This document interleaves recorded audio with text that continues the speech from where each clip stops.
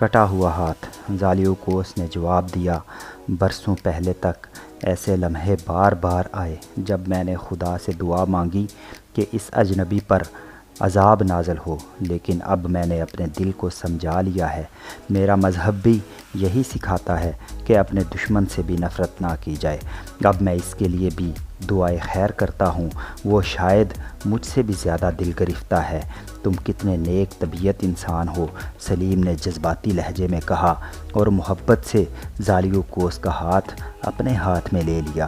اتنے میں حفاظتی دستے کا کماندار اندر آیا اور یہ تشویشناک خبر لایا کہ اس کے سپاہیوں نے کچھ گھوڑ سوار دیکھے ہیں جن کا رخ ہماری طرف ہے۔ سارے سوداگر اس خبر سے پریشان ہو گئے کہ اس مقام پر اکثر قافلے لوٹ لیے جاتے تھے۔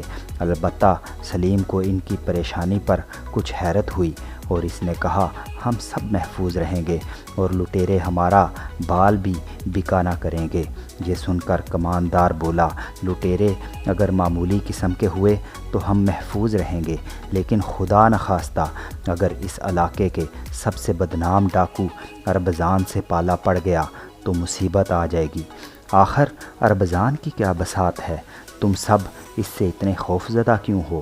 سلیم نے پوچھا۔ سب سے بوڑھے سوداگر احمد نے جواب دیا، اربزان کے بارے میں ہزاروں کہانیاں ان علاقوں میں گشت کرتی ہیں۔ کچھ لوگ اسے پراسرار غیبی قوتوں کا مالک سمجھتے ہیں۔ وہ اکیلا 5 جوانوں پر بھاری پڑتا ہے۔ کچھ لوگ یہ کہتے ہیں کہ وہ فرانس کا باشندہ ہے، اس کی تقدیر اسے یہاں کھینچ لائی ہے۔ خیر کچھ بھی ہو، وہ ہے بہت خطرناک۔ نہیں، ایسا نہیں ہے، ایک سوداگر نے جس کا نام لیزا تھا احمد کی بات کاٹتے ہوئے کہا، اس میں شک نہیں کہ اربزان ڈاکو ہے، لیکن اس میں نیکی بھی پائی جاتی ہے۔ اس کے قبیلے کے لوگ اس کی بہت عزت کرتے ہیں۔ اربزان ڈاکے نہیں ڈالتا بلکہ اپنا خراج وصول کرتا ہے، اور جس نے بھی خراج دے دیا وہ خیریت سے آگے کا سفر کرتا ہے۔ اسے اربزان کا تحفظ حاصل ہوتا ہے۔ پھر کسی اور کی کیا ہمت کہ اس قافلے کو تنگ کرے۔ اربزان صحرا کا بادشاہ ہے۔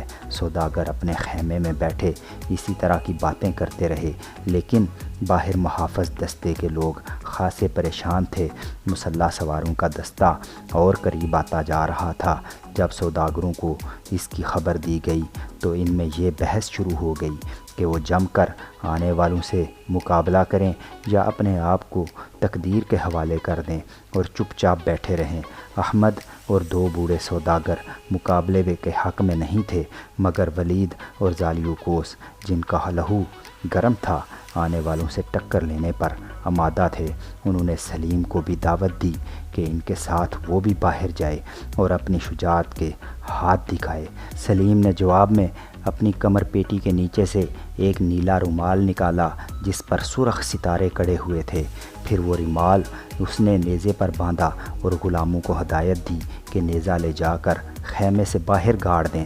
اس نے بڑے دعوے کے ساتھ کہا کہ آنے والے سوار جب اس رومال کو لہراتے ہوئے نیزے کو دیکھیں گے تو چپ چاپ کسی اور سمت نکل جائیں گے، حملے کی خاطر ہرگز نہ آئیں گے۔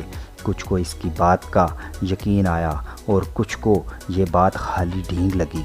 سب آنے والے لمحے کے منتظر تھے۔ پھر وہی ہوا جس کا سلیم نے یقین دلایا تھا۔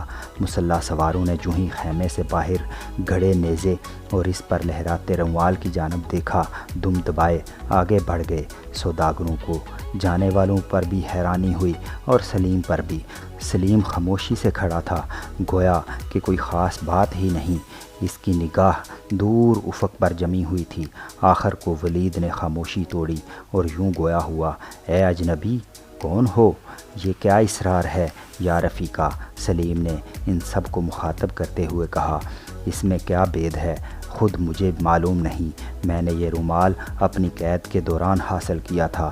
بس مجھے اتنا معلوم ہے، اگر کوئی اس نشان کے ساتھ سفر کرے تو وہ ہر خطرے سے محفوظ رہتا ہے۔ سوداگروں نے سلیم کا شکریہ ادا کیا۔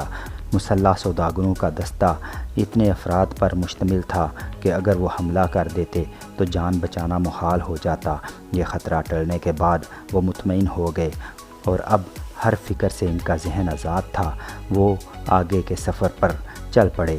اگلے روز جب انہوں نے یہ اندازہ لگایا کہ اب صحرا کا سفر بس ایک دن اور کا رہ گیا ہے، کھا پی کر سب ایک جگہ بیٹھے تو لیزا نے کہا، کل میں نے کہا تھا کہ اربزان ایک بھلا آدمی ہے، اس کے ثبوت میں کچھ واقعات سناتا ہوں جو میرے بھائی کو پیش آئے تھے۔ سب کے سب لیزا کے قریب سمٹ آئے اور اس کی آواز پر کان لگا دیے۔ لیزا نے ایک لمحے کے توقف کے بعد واقعات کا بیان اس طرح شروع کیا۔ اقرا کے مقام پر ہمارا خاندان رہتا ہے۔ میرے والد قاضی تھے، ان کی 3 اولادیں تھیں، ان میں سب سے بڑا میں تھا، مجھ سے چھوٹا ایک بھائی اور ایک بہن۔ جب میں نے عمر کے 20 برس پورے کیے تو ایک روز میرے چچا نے مجھے بلایا اور بتایا کہ انہوں نے اپنی تمام املاک اور جائیداد کا وارث مجھے مقرر کر دیا ہے، بس شرط یہ ہے کہ جب تک زندہ رہیں میں ان کے ساتھ قیام کروں۔ میرے چچا نے ایک لمبی عمر پائی، سو اپنے گھر میں بس 2 برس پہلے آیا ہوں۔ گھر آنے تک مجھے کچھ خبر اس بات کی نہ ہو سکی کہ میری عدم موجودگی میں ہمارے خاندان پر کیا مصیبتیں آئیں اور خدائے بزرگ و برتر نے بالآخر کس طرح مصیبتوں کے جال سے میرے خاندان کو نجات دلائی۔ دوستو، اللہ بڑا کارساز ہے اور قدرت کے کارخانے میں کسی اور کی کیا مجال کہ ایک پتا بھی بغیر اس کے حکم کے ہل سکے۔ سو اے دوستو، سنو اور غور سے سنو فاطمہ کی کہانی۔